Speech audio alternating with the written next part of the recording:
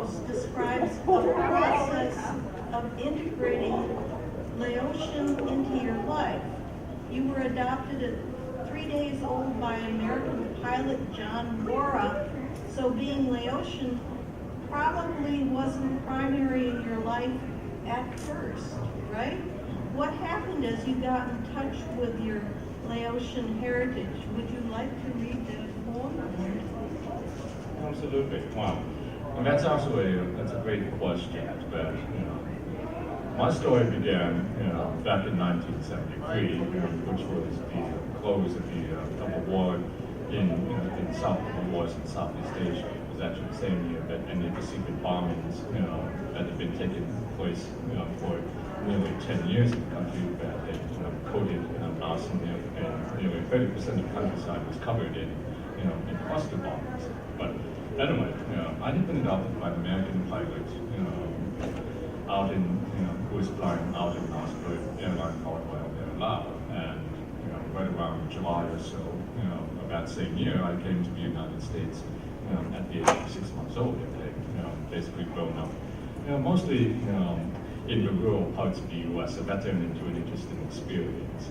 I grew up in Alaska, Montana, Michigan, and yeah, it's like during that time there weren't a lot of Lao people in most of the places that I had gone.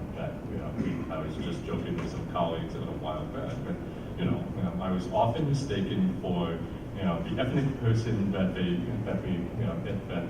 state disliked the most at the time. So, for example, in Alaska, they didn't know what a Lao person was, but they just figured, oh, well, he must be an Eskimo then. And so, they would then proceed to accuse me, oh, you're a dirty little Eskimo boy, and stuff like that. So, it was a very unusual formative part of my growing up in Michigan during that time was also an occasion where I often got mistaken for being the child of, say, Japanese auto workers or something like that. And so in the Motor City, that wasn't exactly the thing to be. Although I also remember at one point in Ohio, I had grown up and someone told me to go back home, it's like, and then they use these slurs for a Mexican. And it's like, well, it's very clear that we don't really have an understanding of who the Lao are in this community. And so oftentimes part of my journey has been working my way back to that. And so, as Zen was saying, one of the poems that I had written in response to that was a poem called Laos in the House. And you might get a sense of how my work had been evolving over the years. So let's go with that. Oh, I've written a number of books and poems, and I think over time it was a situation where, it was never really quite settled. But my poetry has always had an element of speculative in it, but it's also, been one that's been over time growing a sense of my Lao roots and heritage, as it also evolves within, coming into contact with the United States and the cultures there. But anyway, let's go with the poem. Laos in the House. When has a house gone Lao? There may not be one precise event. It's not only the first time a fresh batch of vedette is made by grandma. It takes more than a few servings of tamakun in the kitchen. A 6-pack of cold Heinekens and beer Lao in the creaking cooler, or bottles of very fine cognac and homemade rice whiskey can combine by themselves in the cabinet for this magic moment, awaiting a change like good guests, like a cluttered porch of friendly shoes and worn sandals. Yes, a living room Basi calls many things, so can talk of Pimai Lao, the Lao Nui, or makeshift shelves for those Lao icons we all know so well. But even a happy note in the hall is not all that's needed for transformation. Such a house does not require Lao dramas, but it's surprising if those don't eventually show up, as certain as a child's tears from the first taste of jam at the family table. Scents of mint and bamboo and barbecue sunk into the beans, watching someone live out their Philippine dreams in the basement just because they found a microphone and a synthesizer? Not the soul keys, and neither is a sincere apologize. Maybe you invited me and I, all my family from every corner. We might speak of numbers and lotteries and years as refugees, host to 1,000 small arguments and soft mangoes, memories of Chinatowns, gilded butts, and the buildings of antiquity. These all build a house, a nation, a people building, holding together. And in that house, there will be dreams, things lost, and things sought. One by one, they shuffle in with a bright smile, white as grains of warm power. But a house is gone now only when the hearts within have chosen so, free as the wind, remembering like stones, growing flowers for moving stars.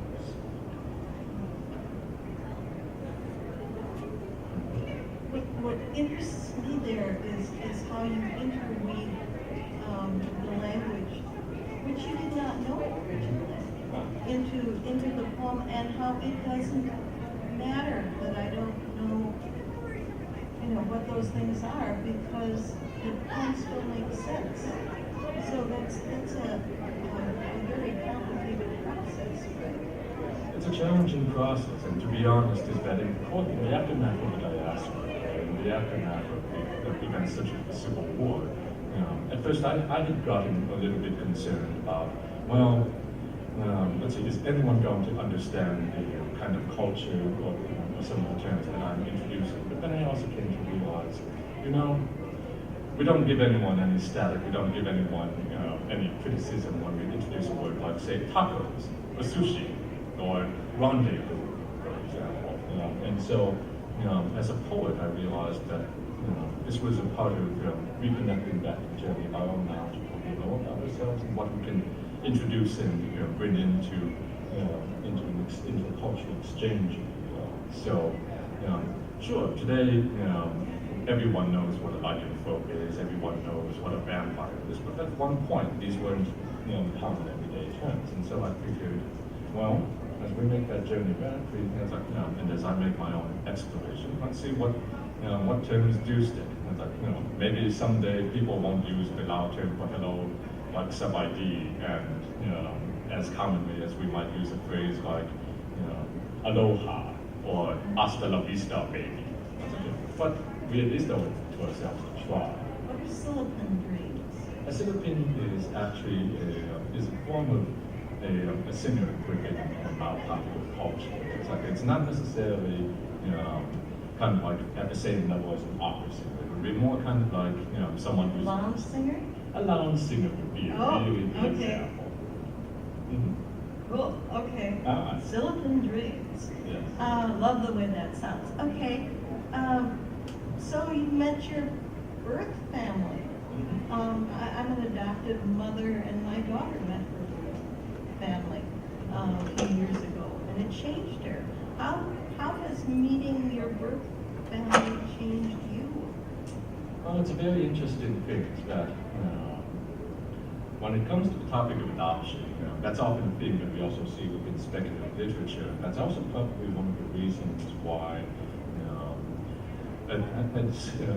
it's been really effective for me as well. You can look at many of the classic adopted figures, whether it's the classic tales of, say, the Peach Boy or Worf from Star Trek: The Next Generation, whether you see characters like Moses or some of these other figures throughout popular literature. Those are the things that I could connect with. As a writer, coming from an adopted perspective, to be really honest, there were many years where I had pointed out that for an adoptee, your lives can never really be written in ink, only pencil is the way that I phrased it. Oh, wow, okay. Right, because everything that you know about yourself could change in an instant. Is that, it wasn't necessarily that my family was trying to give me an incorrect story, but at the time, it's like, as with many adoptions, there are circumstances which weren't completely known. And so, I made my first journey back to Laos in 2003, when I was in the process of turning 30 years old. So 3 decades later, it was a very big challenge looking for my family, and then all of a sudden, what had happened was that after many trials and many searches, I actually found the family temple that my family had used, and I actually found an old monk who knew my family from the time. he says, "Oh, well, your auntie lives down the street. You should probably go talk to her, and she might know where your mom is." And I'm going, "Yeah, coming halfway across the ocean, that probably sounds like a good idea." And so off we went, and it turned out that she wasn't my aunt after all, but just sort of the same way that we say An honorary aunt. yeah, like the same way some people might say girlfriend or something like that. And so she said, and at first, they didn't even know that I existed, and they're just saying, "Well, I'll put in the call." And everyone made this back and forth. It's like, oh, I finally get through to Mom at what was about 3:30 in the morning in her time, and then it was about 3:30 in the afternoon for us, and she's going, "Oh, hi, honey, how do you like my country? You should come and visit sometime." That's like, well, that is kind of why I've gone back, to find her. But anyway, so the larger point is that since then, it's like we're now looking at about 12 years since I reconnected. It's interesting. Your brothers and sisters? The brothers and sisters, and finding out that you actually have this kind of a concrete background. But then all of a sudden, when I actually did reconnect with her, I was thrown for a bit of a loop there where she's telling me, "Well, son, it's like, we have a lot in common." And I'm just, it's like I'm just being a bit of a smart aleck, I suppose, at the time, and go, "Yeah, Mom, it's like I figure being, it's like mother and son, we probably do have a bit in common." She goes, No, it's like I'm adopted too." And it's like, oh, well, I guess that kind of puts to rest any potential for other questions. I think that she revealed that she had been adopted by an Indian woman who had come to Laos to do business. And so we don't really know much more beyond that. So it's this other layer of mystery.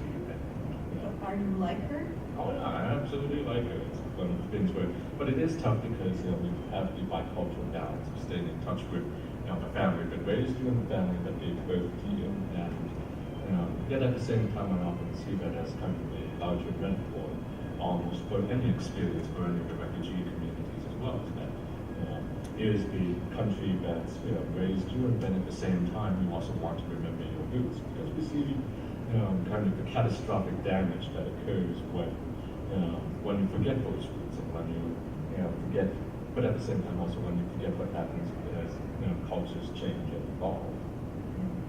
My daughter's birth mother's first words to her over the phone were, my baby, I never forgot about you." Yeah. And that kind of filled in some holes for her. Yeah, I think so. I think the trick is that and since then I've received a lot of questions from other adoptees, or I possibly recommend searching for your birth family. I always say that I caution you on that. Is that you need to be prepared that for many families that search does result in a happy reunification, but for others it's that we may not be prepared for that. And so there's I don't want to say it's as abrupt as a flip of a coin, but it is a chance that you're taking. Some people have had bad experiences. Okay, well, we can go on. June 22nd blog, you wrote, it interests me to see how we might take traditional venues common to Little Saigon, Thai Town, or Hmong Town and make them scary. How can we do it in a way that's sensitive yet compelling?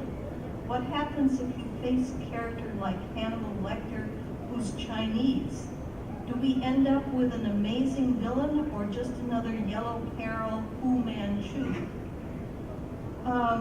This is me now. What details would you use in a poem set in Hmong Town or Thai Town to differentiate it from the usual Midwestern community? That's a good example that you've got there. And I think the question is it always depends on, in fact, come up with a good example here so you can actually see an applied example of that. And that may be helpful. This is actually a poem that came out in my latest book, The Monster, called In the Fabled Midwest. And the preface is, he visited the depths of Asia, spending himself on scenes of romantic interest, of superlative sanctity, but what was present to him everywhere was that for a man who had known what he had known, The world was vulgar and vain. And this was a quote from Henry James of Beast of the Jungle.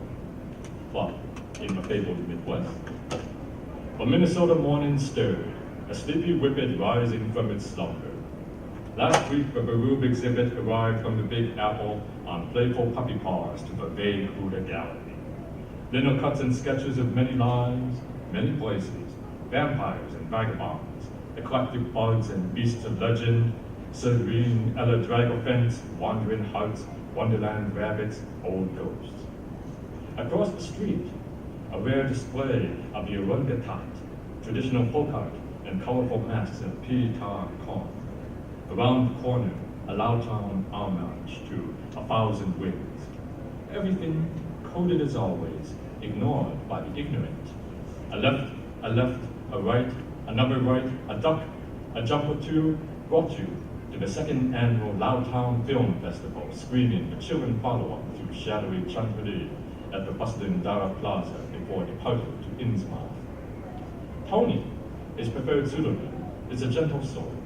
He never wanted to be one of those guys, all hang up in unhappy hookups on hennepin at night. Tony didn't hate much of life, handed in almost every card dealt, solid as a stone wall. But he couldn't stand how they colonized his old man to hate himself, his son, his past. In a world of survivors where little love is left, his father hated every longtime companion, every confirmed bachelor Tony brought by. Dad's village is a matchstick from the apocalypse, and he can't ever be happy for me. You'd think he was tired of Mount Pushy. There were days Tony wished he was a Kennedy who could jet off to a fabulous corner of space among friendly lions and bears, or at least to Castro Street, or the Tamakun stinks bear. We caught brunch of the black bear with sassy Sue S. Amin, her sleek mane of ebony still moist from a long shower as usual. She just blew into town yesterday, rockstar cool, lamenting slice-flower beauties unnatural, all ghetto implanted back in the facade. Horrific in homogeneous monotony, our natural treasures jeered by the shell. Digging into a modester past of dishes we loved from different height, we prattled transformation and philosophy. She raves about the savory tiger tears beef, mentions a drag of a specter black wailing in her dream. What good is insincere revolution? Changing names on a gilt-teeth door is not the same as changing a nation. She chased the spirit off with a hot rattle the shape of an irate baby Nakini, ruby-faced and still starving. Her dreams are such odd buffalo rainbows. Tony always thinks she's great, hangs on every word but never remembers everything between all the lines. When an idea is seized by the masses, it becomes a material force, she says, condensed mild, a truth. She turned to the cave paintings in Lascaux. Our first art was not documentary. We painted wishes, hoping for good hunts, sympathetic magic, pigments to flesh, fate, fluid, plastic, surprisingly open-minded to reasonable requests, and a few less so. It's a ballet of possibilities. A youth she met from a Pride Festival at Lauren Park feared her, convinced from his fevered dreams she was a cunning Dachaw or Beja of Lake Favorite, perhaps a crafty Ponjon, maligned of thirst. He expected to find her squatting on his chest, draining his last piteous breath before dawn broke. I haven't words for how ridiculous that is, she laughs. If I was a real man-eater, I'd be 1,000 pounds from eating everyone who had it coming. Maybe you have a great workout routine, Tony suggests. She winks. All I'm saying is, be careful what you wish for.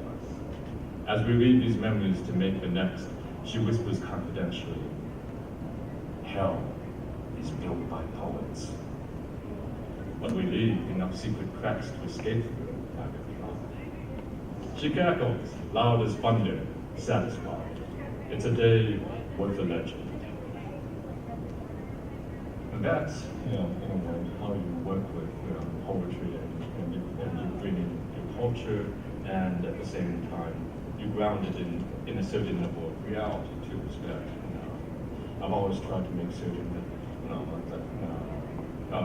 I remember a classic episode of The X-Files where it was set in Minneapolis, and it's a second floor fortune teller's window in St. Paul, and I'm just going, I was like, there isn't anywhere in St. Paul, but it's like in downtown St. Paul, it could be a second story fortune tellers.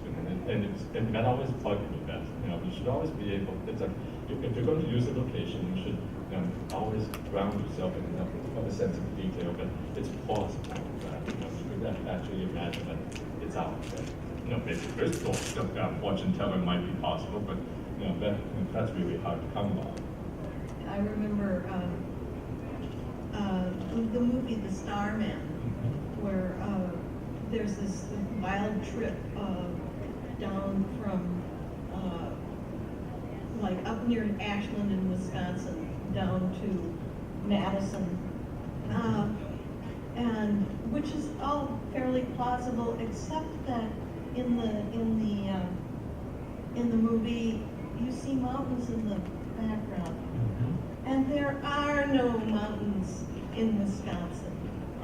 Well, the classic one where you have Arnold Schwarzenegger in Jingle All the Way, and it's very clear that he's using his garage as a storage facility, and it's just, no, this is a film set in Minnesota. We don't store things in a garage like a Californian and just put it outside all day long. So what you're doing here is you're setting up very realistic details and lulling people in with all of this everyday life, and then all of a sudden things slowly turn into pretty creepy, right? I would say that's definitely a technique, and one of the other things that we've been working at recently is in a sense decolonizing our idea of the paranormal. That's one that's been interesting, because we have a lot of this in our field right now where we talk about paranormal romance or paranormal adventures and mysteries and so on. And one part of me says that,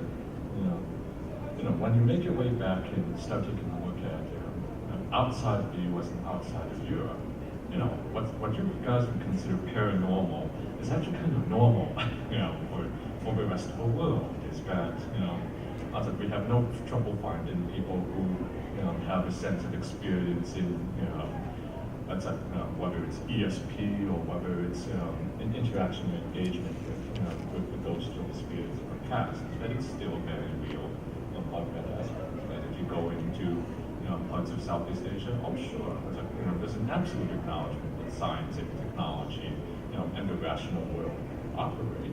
But at the same time, you also have to have a particular respect for your elders, your ancestral spirits, and everyone else who's watching out for you. It's not like some kind of, oh yeah, it's like go into the factory and nothing happens, but that's cool. But you have places such as, there was one hotel that was being constructed in Bangkok. Let's say when I went back in 2003 to Southeast Asia, and there was a shrine out there. I asked the taxi driver, well, why is there a shrine out here? That seems like an unusual place to put it. And they said, well, there were so many accidents that were happening. People were losing limbs, they were getting flat out killed. That it wasn't until they built a shrine that was honoring local spirit out there that then the accident stopped. Is it rational? Is it something that a Western contracting agency would say should be figured into a budget? No, but for that community, it was effective. So that's one of the interesting challenges that we have. Is how do we engage with that? One thing that I was telling another writer just earlier this weekend was that there's a Cambodian writer who is one of 7 people who survived killing fields and Camp S-21. And he wrote a biography that was published by one of the local Minnesota publishers here. And I talked with the editor about it, and the editor was telling me that this was a man who, mind you, is a UN-trained diplomat. And let's see, in his account, he mentioned that part of his escape was assisted through the help of forest fairy people. And the editor, right? And the editor said, no, you have to cut that out. You have to cut that out, or it'll just make you look foolish. The rest of this story is an incredible, heart-wrenching drama of survival and the human will to survive. But if you just start telling people that the forest fairy people helped you, escape, then it's like it blows all credibility out. It's like part of me just goes, when you're one of 14,000, it's like one of only 7 people out of 14,000, people who, just got killed in camp, that was guarded by children killing their own parents and whatnot. I think you're allowed to tell, a story about whoever helped you in any way that you want. But, I was So like, he was starving and hallucinating, but so what? it's a possibility. It's a possibility because, I like the idea that you just said about decolonizing. I think that we have decolonized a sense of reality that is it's so heavy duty based on what science can prove, but brains have limitations. A number of very successful Asian writers like Maxine Long Kingston, Woman Warrior, used magic realism so successfully that the boundaries between fantasy and reality are blurred for the reader. The message is that the dead are still among us. You often write about ghosts. Can you talk about this? I think I've mentioned that a little bit. Is that, let's see. In fact, it led to part of my literary journey actually came from all the conversations I've had with so many of you here at Convergence, at Diversicon, at ModestCon, and so many of the other events here out in the Midwest. That was very validating. And I think one of the things was a meeting with my publisher, with my first publisher, at the time, and we got into this conversation about, well, it's like, the books you publish are about, are primarily about science fiction and fantasy and horror. I said, I said, my poems and my stories tend to be about confronting the ghosts and demons of our past and wondering about our future here. It's like, and so your readers are expecting one thing, and my readers are also expecting another. But let's take a chance here and see what happens. And it was also a great opportunity to really, embrace that past heritage and take a look at it. So, also the other thing was that, the ghost that came in to play there, there are so many different ways to read that. And I thought, this is something that, I don't mind sharing with the community. It's that, sometimes there's some amazing differences, such as in Europe and in the Americas. One of the big differences between the ghosts there in Southeast Asia is that you have ghosts who haunt places. It's like, here's the haunted castle, here's the haunted house, here's the Amityville horror and all these sorts of things. In Southeast Asia, it's a little bit different. The majority of ghosts don't haunt places, they haunt people. That it's your karmic actions that determine, are you going to get haunted? Did you wrong someone in the previous life? Did you wrong someone in the present? And that's where the cosmos starts, putting the ghosts in a form of balance, if you will. It's that. Ghosts are kind of like aunties, Right. criticizing you for your behavior. Exactly. But oftentimes we associate Southeast Asia particularly with a strong sense of Buddhism, but it's important to recognize that Southeast Asia has a very strong tradition of animism, and that everything has a spirit. That you even have to be careful about how you knock on the door, or the things that you interact with. If you rap on the door too loudly, then you're upsetting the spirit of the door. And the thing is that in the Southeast Asian traditions, ghosts also insist that you have to set things right, and I think that's an interesting notion. That in the Judeo-Christian roots of the U.S., that it's often a case of, you just ask for forgiveness and that's good, and that's all you have to do. In Southeast Asia, it's like, you should be asking for forgiveness, but you also need to be able to accept things back for where you found it, or improve it, or work it out like that. Have you ever had to do that? I'd say that there have been a couple of occasions where I made an error or two, and that's it. And once you realize, you do have to kind of balance things out. I'm not sure it's absolute, but you do have to acknowledge the process and make it. But just a lot of things can work out better once you make those type of amendments. Okay. Right.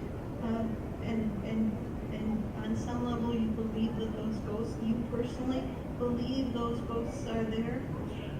I think, especially when I look at the kind of labyrinthine twist my life is taking, is that, while I was raised within a very strong combination of European and American traditions that which encourage that Cartesian rationalism, for example. I did a lot of studies of French existentialism, for example, everything else like that. I do have to admit at the same time, I have seen enough strange things going on in the world that, I'm not prepared to outright dismiss that sort of thing. But I have to leave myself open, to the possibilities.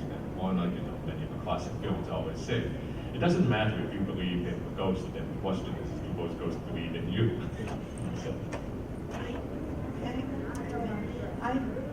I'm open-minded on this. I lived pretty close from a cemetery where my relatives were buried, and it was a sweet, gentle place. Except that I found out later that in the early part of the 20th century, that babies who were unbaptized were buried outside the fence to the cemetery, and I was taken aback that my relatives would do that, and one Mother's Day, I went walking there and talked to the babies, and there were trout lilies blooming all over, and it was a sweet time. I'm not sure what I learned, but I wanted somehow to make it right. Okay. And that's a great example. I think maybe perhaps the more direct example that made me particularly attuned to the idea was back in that trip in 2003. That even as I was making the search, and some of you may remember back when the Versacon brought in a particular Thai author, S.P. Somtao. Yes. And so S.P. Somtao, let's see, was in the process of working. When I went back in 2003, he was in the process of actually debuting his new musical play, Nan Nak. And Nan Nak is based off of a very traditional Thai ghost story.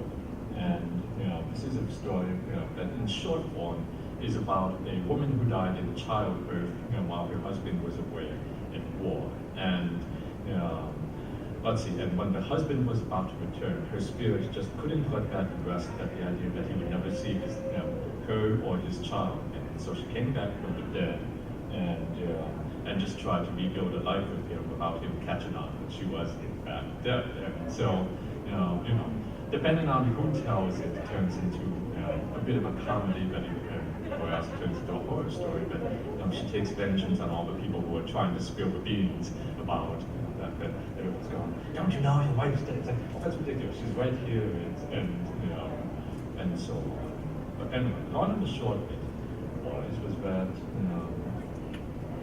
I just found myself in this odd situation where all throughout my trip in time for Thailand and Bangkok, it's like you would run into it. It's like, and in those random ways as well. I opened a book, it's like, just out of curiosity, it's just a Thai tourist. And what's the page about? It's about the ghost Nan Nak. I walk down the street, oh look, it's the International Thai Film Festival.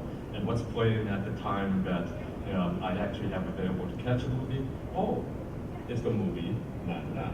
And I was like, and on this went until one day, we're visiting a particular forensic science hospital, and then I'm looking at the map, and it's like, oh, how strange! It's like, guess who we're just 2 minutes away from? And it's like, if we take a side detour, we can actually visit the shrine that the Thai had erected to the ghost Nan Nak.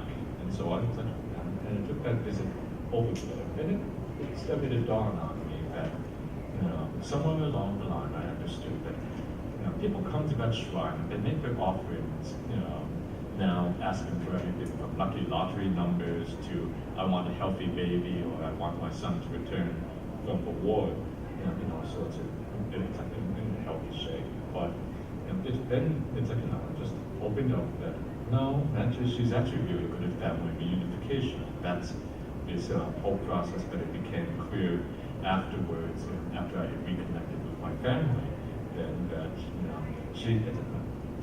can I demonstrate, empirically that she had a role in finding my family? Perhaps not, but then when I look at the specific circumstances under which, I found them, it does seem a little odd that it was so coincidental that when I first went to that temple that I was telling you about at the beginning of this, conversation, what I had forgotten to mention was that the monk who knew my family had been away in Thailand for several months, and that in fact he had only just returned the day before for some reason to the temple, and it's like it was something like it's like someone just said, you need to come back to the temple here, it's like, and take care of some business, and so he came back after so many months over in Thailand, and he suddenly said, okay, yeah, here I am. And of course, he never met me before, even heard of me, but here I am suddenly on his doorstep, and we're all just kind of staring at each other in the face, and it must begin this process of reunification. So you were gently, one way to look at it is that you were gently kind of guided in the right direction. I think that, yes, that's a real strong possibility. I've been, that's something that we consider when we're talking about coast of Southeast Asia, and are very different from Western style coast, in that in the West we're constantly trying to exercise them, we're constantly trying to figure out how do I get these ghosts to stop haunting me, how do I get them out of this house so that I can go sell it to some unsuspected family events. We can send their kids to Crystal Lake Camp or whatever it is that they want to do in the burbs. But in Southeast Asia, it's all about, just how do I live with you? How do I come to terms with you? And if you're lucky, you can find ways to do that. Embrace my ghosts and listen to what they're saying to me. And then sometimes you can see it also in the way that the West handles this horror of this fear of the elderly. Almost, in fact, I can't believe I was watching that trailer that M. Night Shyamalan was trying to make his comeback with this year, where the whole premise is that the kids go to visit their grandparents, and their grandparents turn out to be these kooky weirdos who might or might not be possessed by demons. And it's like, this is so American. This is so this is so modern that you fear engagement with the elders. It's like back in Asia, it's still, I don't know. It's like, unfortunately, we have this kind of corrosive influence going on that people are starting to become more youth obsessed, more beauty obsessed than cherish. But still, there's still a strong current that says, no, it's like, my ambition would be that one day I'll become an elder, and my children and my grandchildren will take care of me and take care of my memories as well. That's a very big cultural difference. And I don't know, as we keep seeing more authors explore that in our culture, that's something that I think would be interesting to look at. We lose so much when we lose the wisdom of the people who have come before us. Mm-hmm. And I think that it's a product of post-World War II that we have embraced youth and don't trust anybody over 30, was what we used to say when I was under 30, and then I got to be over 30. Yeah, dear. Well, we're gonna talk a little bit more, and then at about 1:45, I'm going to open it up to questions. Is that okay? That sounds great. All right. You have a book entitled "My Dinner with Cluster Bombs." It seems to me that the history of most East Asians is scary all by itself without adding in the supernatural. Your poem, how do I pronounce it? Democracia is an example. Could you read that? Absolutely. Let's see.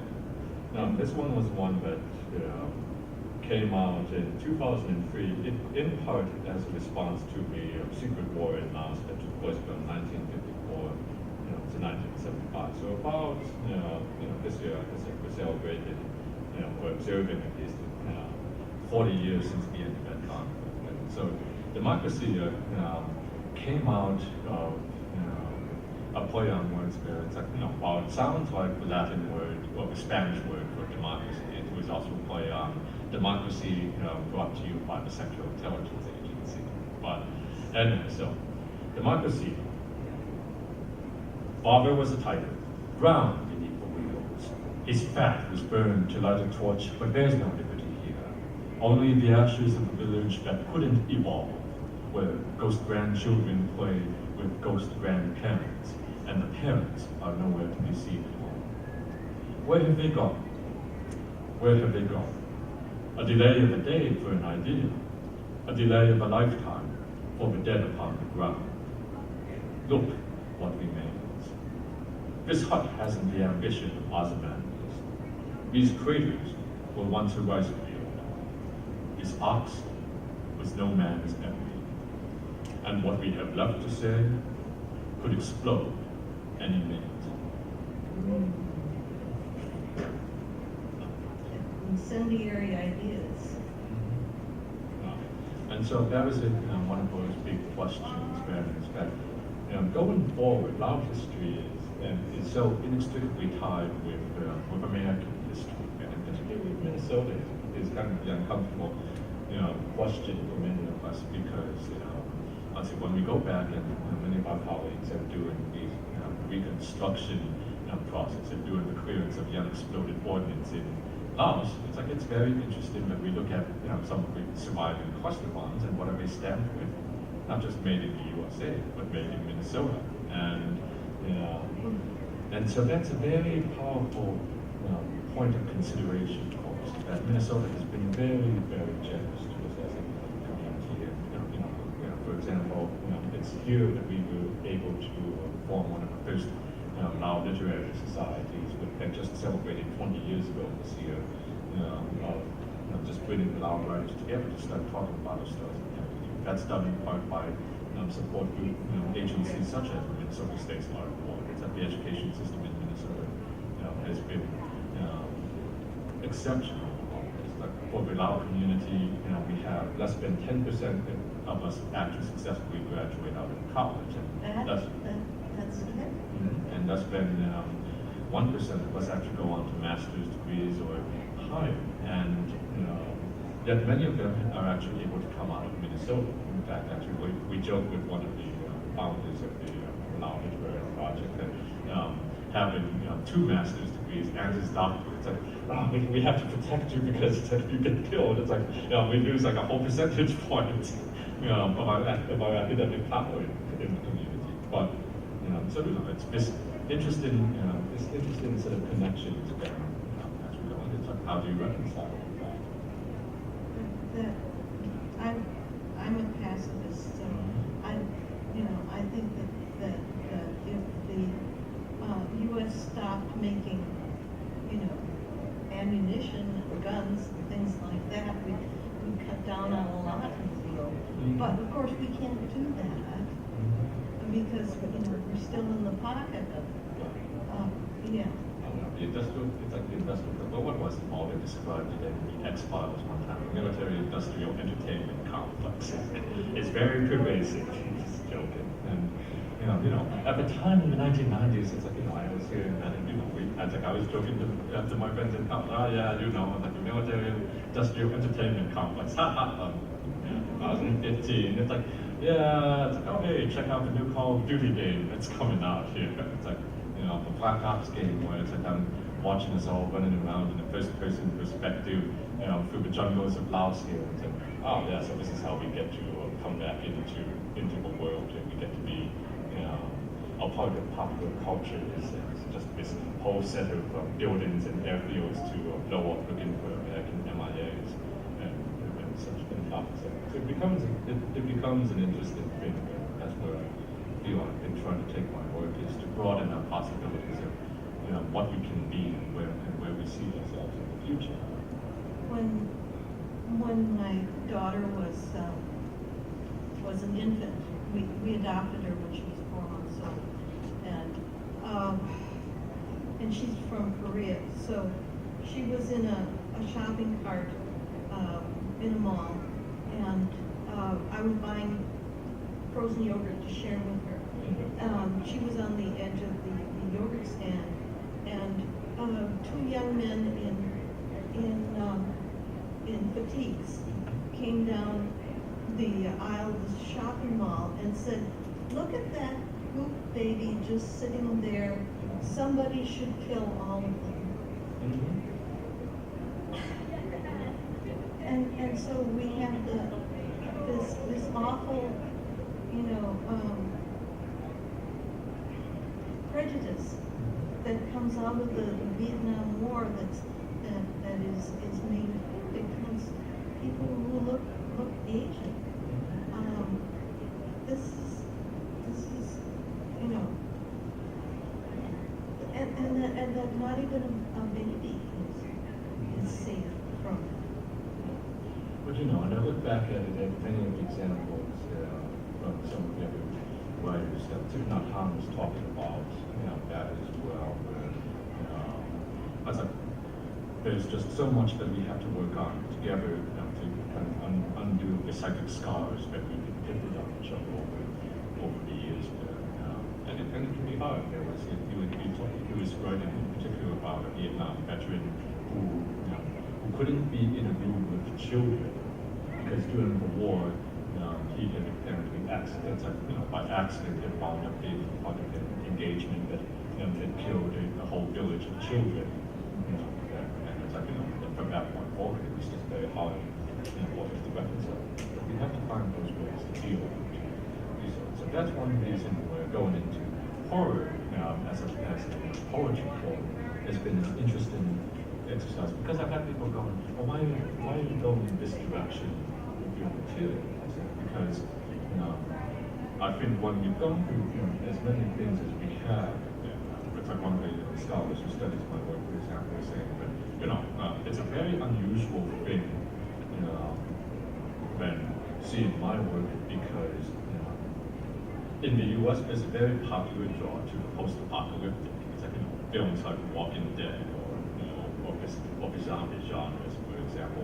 That's all these things. And even when you see Mad Men's film, they're all centered on what happens when you have the collapse of society. And so, she was saying, with my writing and the way I'm approaching the themes, pointing out, no, you know what? It's like that's a very U.S.-centric point of view. For us, our apocalypse already happened. It's like we're the tip of the spear. We already have seen what happens when you have bombs dropped and when you have pretty much most of your civilization leveled out. Then that you have a heritage race, that you have all these folks trying to tell you that your time on Earth is done. That's like you have nothing more to contribute to history.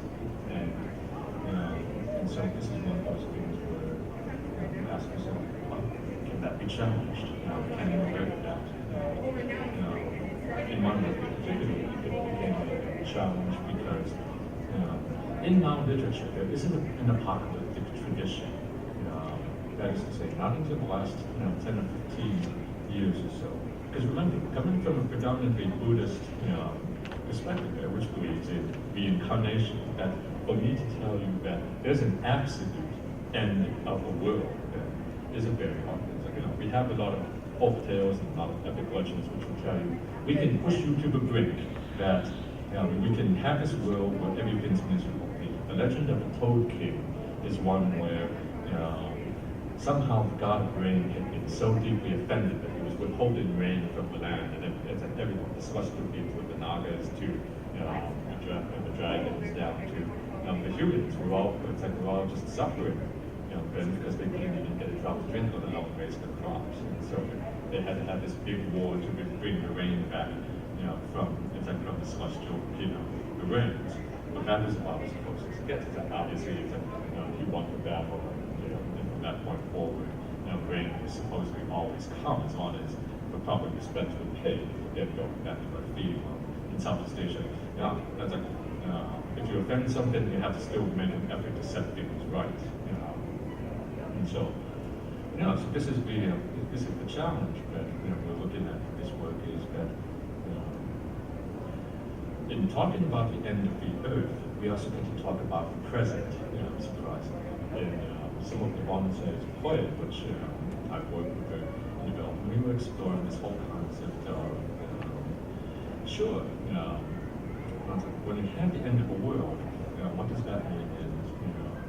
And what happens if you decenter, the United States as the center of the world? I have to say, well, maybe it's not about you.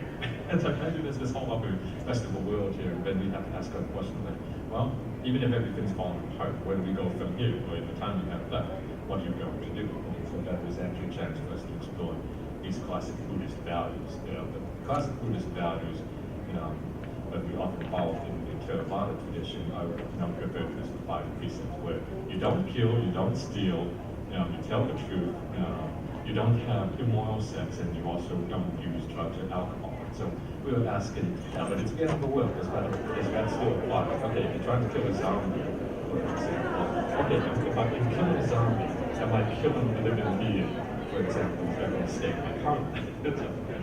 So you have all these other questions, at the end of the world. It's like, okay, if I'm breaking and entering into a store for some supplies, is that also staying out of my comment? It's like, no one's here to care about who owns the property anymore. But no, it's like these are the things that we want to ask, and it allows us to ask uncomfortable questions in the present that we would, yeah. Well, we need to Let's move into ask you questions. have some time.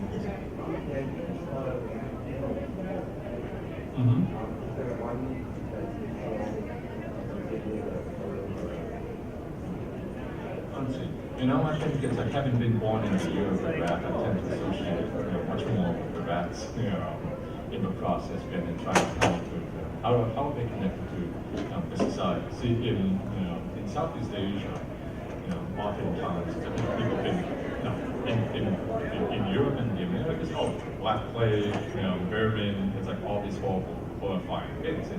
In Southeast Asia, it's a little bit more practical, and it's kind of that funny sense of, no, it's like, if a rat's hanging around, that means that you at least have something that's worth taking. It's like, you're doing pretty good for yourself if you've got this rat, hanging around. But, yeah, right? It's like, and that's the thing that people were saying that also within the Asian zodiac, people think, it's your birth animal year. This is your lucky year and everything's going to go well. No, actually you have to remember, your birth year is the hardest year ever because that's you trying to come into existence. And so every 12 years it circles around to, this is going to get really hard for you. But if you make it, it's like, yeah, so go back. No? No, you said I'm back. Yeah. Other questions? Really? Okay. All All right, we've got a couple minutes yet. Your poem, how do I pronounce it? Kaujai, concludes, but I'm just a knuckle-wide.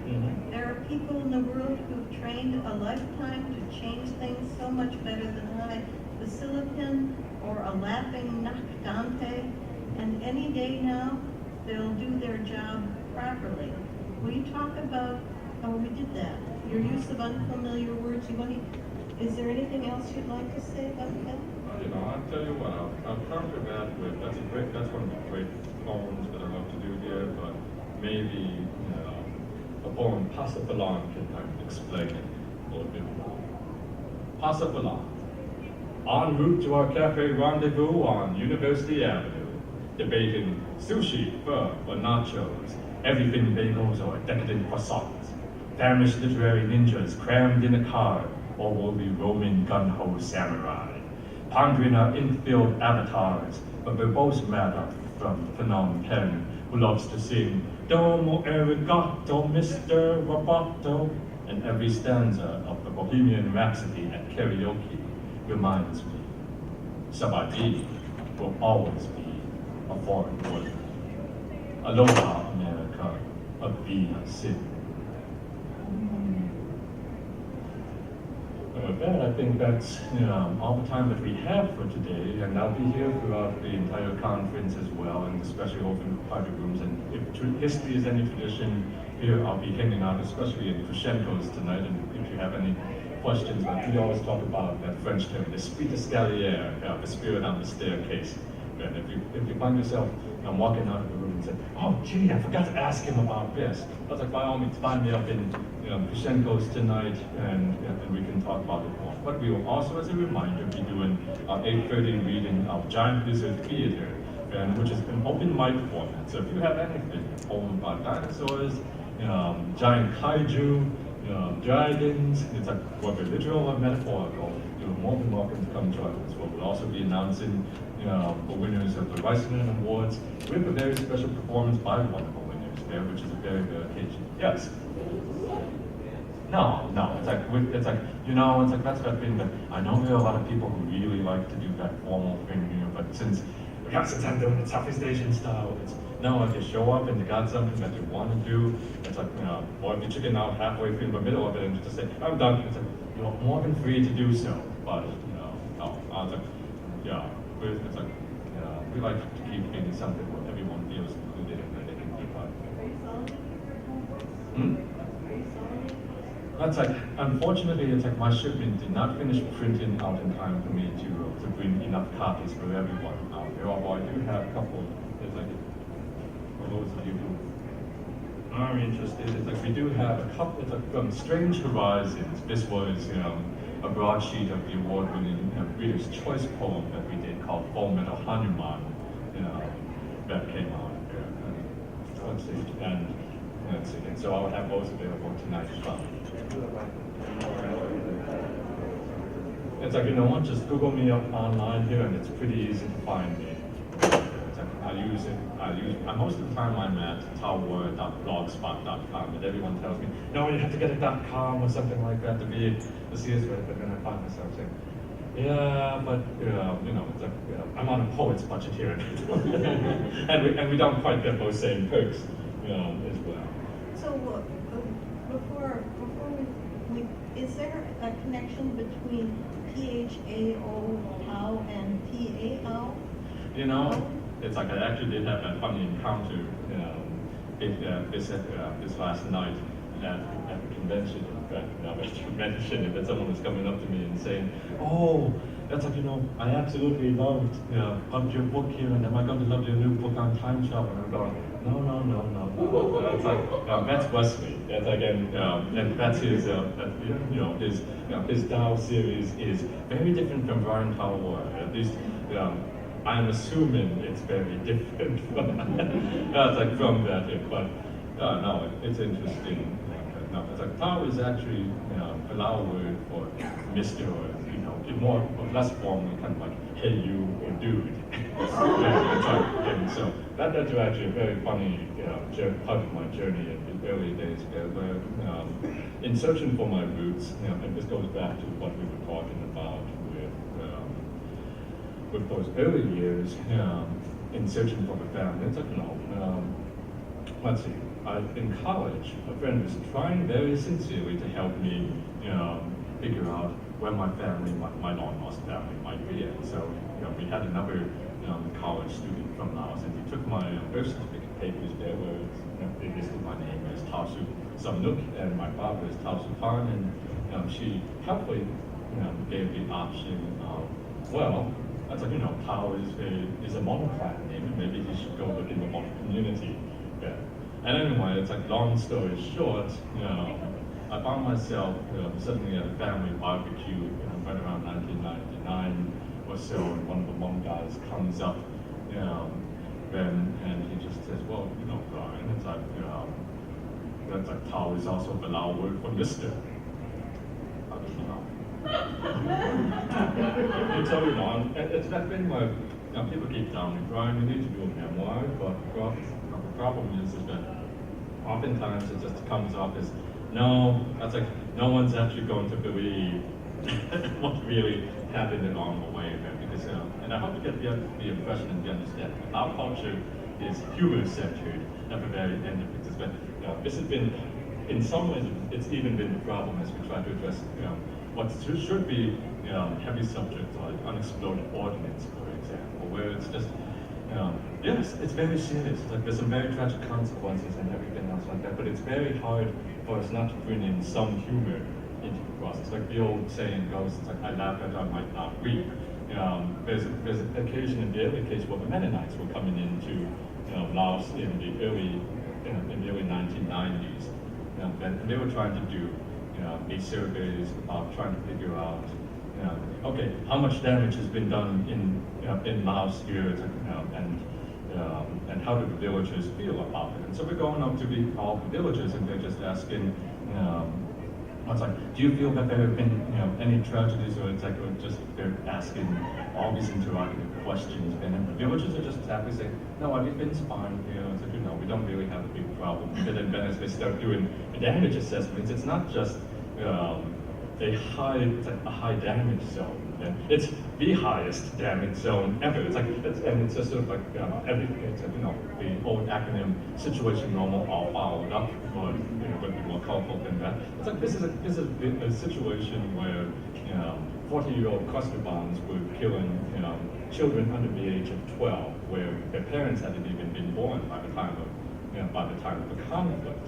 Right? And you have it's like hundreds of them are dying every year. It's like, and it's just the problem is that because of the lack of education in the community, then it got treated as this normal everyday occurrence. Then, okay, yeah, you're in the field, you're in the field, you're in the field, boom. That's like, and that's just,